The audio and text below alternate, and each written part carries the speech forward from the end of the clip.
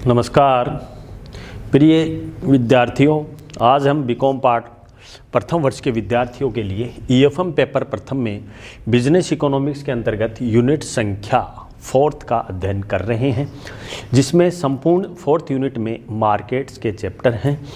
Market में हमने पूर्व के वीडियो में पूर्ण प्रतियोगिता बाजार और एकाधिकार और विभेदात्मक एकाधिकार के चैप्टरों का हम अध्ययन कर चुके हैं।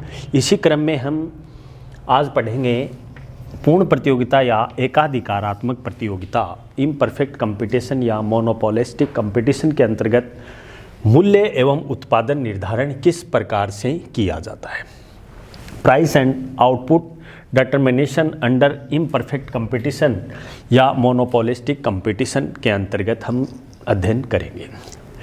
जैसा कि आपने पूर्ण प्रतियोगिता बाजार के बारे में पढ़ा है, उससे थोड़ा सा ही सिमिलर है, परंतु जैसा कि पूर्ण प्रतियोगिता बाजार में हमने अध्ययन किया था कि इसमें अनेक क्रेता और अनेक विक्रेता होंगे, समान समरूप वस्तु होंगी और मूल्य समान रहेगा और प्रतिस्पर्धा की स्थिति पाया जाएगा। सेम ऐसे ही इसमें अनेक क्रेता और अनेक विक्रेता होंगे, परंतु इसमें वस्तु इक्वल न होकर थोड़ी सी वस्तु में विभेद पाया जाता है, वो परफेक्ट कंपटीशन के अंतर्गत होता है। प्रतिस्पर्धा की स्थिति पाई जाती है और मूल्य में थोड़ा विभेद होता है। इस प्रकार से हम इसमें परफेक्ट कंपटीशन के बारे में हम चर्चा करेंगे, जिसमें हम अल्पकाल में स्थिति देखेंगे कि अल्पकाल में असामान्य लाभ, सामान्य लाभ और हानि की स्थिति होगी, और दीर्घकाल में अगर कोई भी फर्म या कंपनी ओपन प्रवेश खुली है तो यहाँ पर सामान्य असामान्य लाभ, और अगर प्रवेश अवरोध है तो वो असामान्य लाभ की स्थिति में हो पाएंगी। ऐसा हम परफेक्ट कंपटीशन के अंतर्गत पढ़ेंगे। जैसा कि आपको मालूम है कि सर्वप्रथम कोई भी प्रश्न आता है उसकी भूमिका के बारे में हमें चर्चा करनी चाहिए कि भूमिका के अंतर्गत हम बात करें कि एकाधिकारात्मक प्रतियोगिता की धारणा प्रोफेसर एडवर्ड एच चैम्बरलेन द्वारा 1983 में किया गया, जो कि 1933 में श्रीमती जॉन रॉबिन्सन ने अपूर्ण प्रतियोगिता का सिद्धांत प्रतिपादन किया। इन दोनों दृष्टिकोणों में कुछ अंतर था, परंतु एकाधिकारात्मक प्रतियोगिता या पूर्ण प्रतियोगिता का एक ही अर्थ में प्रयुक्त होते हैं। वास्तव में एकाधिकारात्मक प्रतियोगिता या अपूर्ण प्रतियोगिता एक ही अवस्था है। अब बात करें हम अपूर्ण प्रतियोगिता या अपूर्ण प्रतियोगिता की परिभाषा। सामान्य शब्दों में एकाधिकारात्मक प्रतियोगिता का अभिप्राय बाजार की उस अवस्था से है जिसमें बहुत से विक्रेता होते हैं, परंतु उनकी वस्तुओं में इतना विभेद पाया जाता है कि वह एक दूसरे की अपूर्ण स्थानापन्न वस्तु होती है। दूसरे शब्दों में बात करें कि एकाधिकारात्मक प्रतियोगिता बाजार की वह अवस्था होती है जिसमें किसी वस्तु के बहुत से विक्रेता होते हैं, परंतु उन सब पर वस्तुओं में एक दूसरे की वस्तुओं में कुछ न कुछ विभेद या भेद अवश्य होता है, जिससे वह एक दूसरे की वस्तुओं के लिए अपूर्ण स्थानापन्न वस्तुएं सिद्ध हो पाती हैं तथा उपभोक्ताओं को मस्तिष्क से एक दूसरे से भिन्न होती हैं।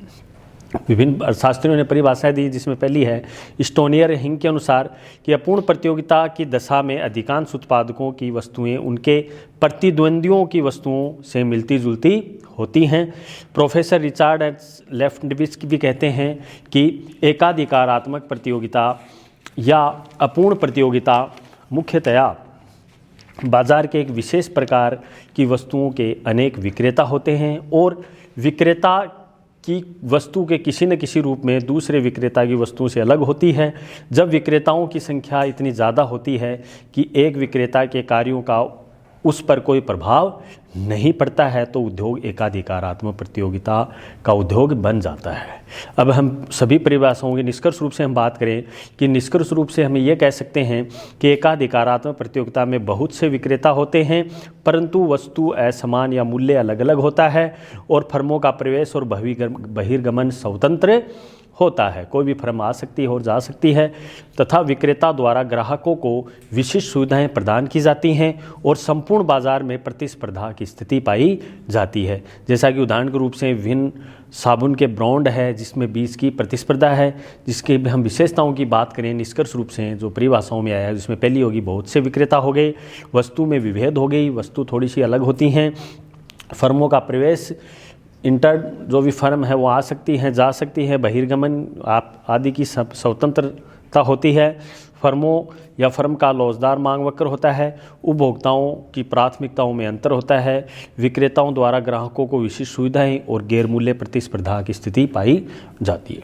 तो इस प्रकार से हम बात करें अपूर्ण प्रतियोगिता के अंतर्गत मूल्य एवं उत्पादन निर्धारण के अंतर्गत, तो एकाधिकारात्मक प्रतियोगिता में फर्म मूल्य एवं उत्पादन का निर्धारण बाजार की अन्य स्थितियों की तरह करती है। अल्पकाल में इतना कम समय होता है कि फर्म अपने संयंत्र के आधार पर परिवर्तित नहीं कर सकती और न ही नई फर्मों को प्रवेश कर सकती है।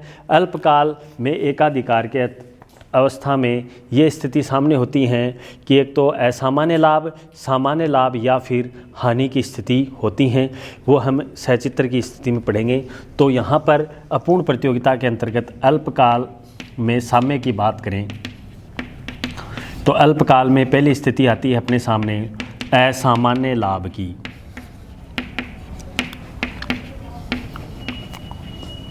अब नॉर्मल प्रॉफिट। दूसरी स्थिति आती है सामान्य लाभ की, नॉर्मल प्रॉफिट। और तीसरी स्थिति आती है हानि की, लॉस की।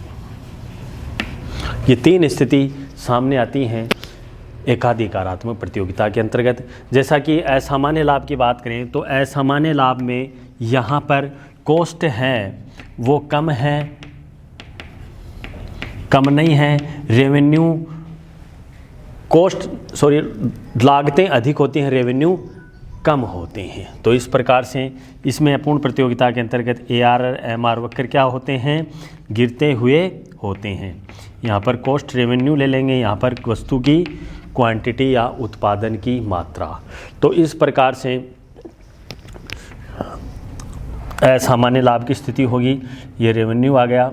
तो यहाँ पर हम बात करें अब नॉर्मल प्रॉफिट की, इस स्थिति पे जो कर्व काटेंगे जैसे शॉर्ट टर्म एवरेज कॉस्ट और ये दोनों कर्व मार्जिनल कॉस्ट। तो ये असामान्य की स्थिति होगी। सामान्य लाभ की स्थिति तब होगी जहाँ पर AR MR वक्र पे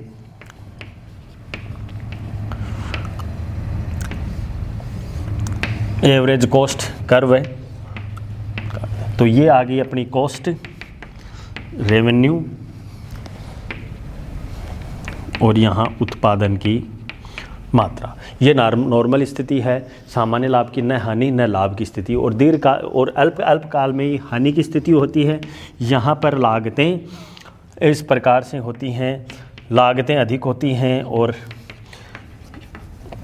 रेवेन्यू नहीं, लागतें यहाँ पर बहुत अधिक चली जाती है, रेवेन्यू कम। तो उस स्थिति में हानि की स्थिति होती है। हानि की स्थिति में फर्म को मुख्य रूप से महत्वपूर्ण रूप से जैसे AR MR वक्र इस प्रकार से होंगे और हानि की स्थिति में यहाँ पर कॉस्ट ज़्यादा, रेवेन्यू कम। तो ये स्थिति हानि की स्थिति बन जाती है।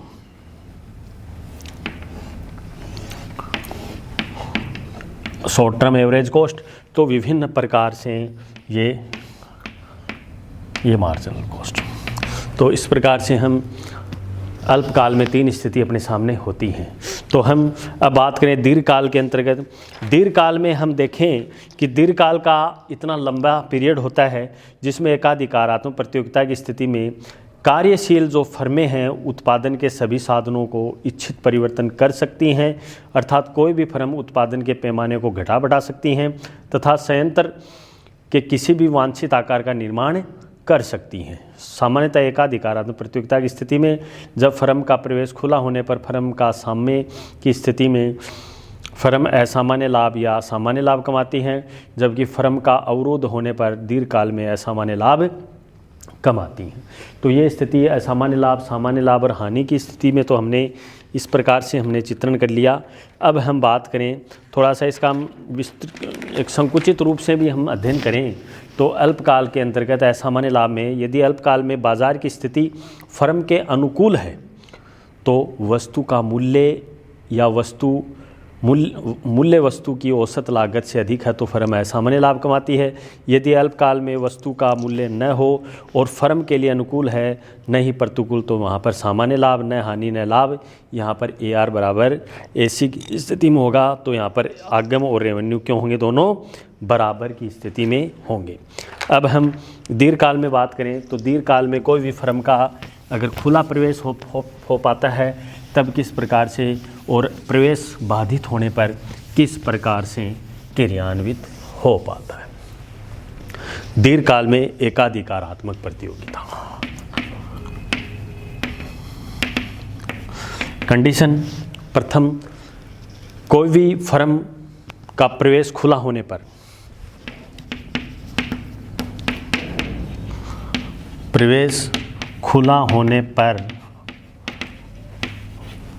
फर्म का सामने, एक कंडीशन ये। दूसरी कंडीशन, प्रवेश अवरुद्ध होने पर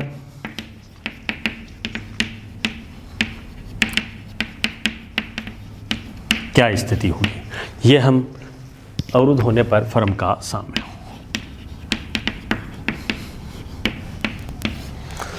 यहाँ पर प्रवेश खुला रहने पर हम बात करें तो अपूर्ण प्रतियोगिता एकाधिकारात्मक प्रतियोगिता की स्थिति में फर्मों का उद्योग में प्रवेश एवं बहिर्गमन खुला हो तो समायोजन प्रक्रिया का परिणाम ये होगा कि दीर्घकाल में असामान्य लाभ या सामान्य लाभ कमाने की स्थिति में रह पाती हैं। और इस प्रकार से दोनों स्थिति होंगी यहाँ पर असामान्य लाभ की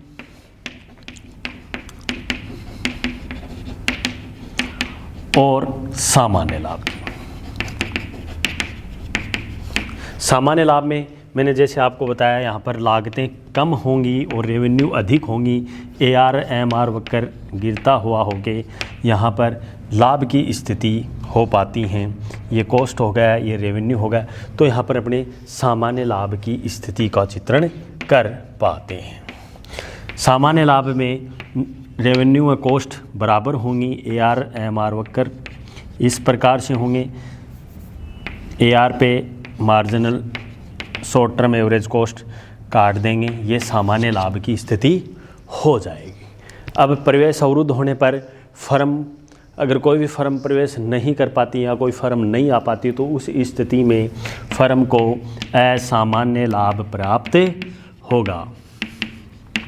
असामान्य लाभ का डायग्राम हमें बनाना होगा एग्ज़ाम में। कॉस्ट रेवेन्यू AR-MR क्या होंगी, यहाँ पर गिरती हुई होंगी कॉस्ट एंड रेवेन्यू और यहाँ पर उत्पादन की मात्रा, तो ये सामान्य लाभ की स्थिति हो जाएगी।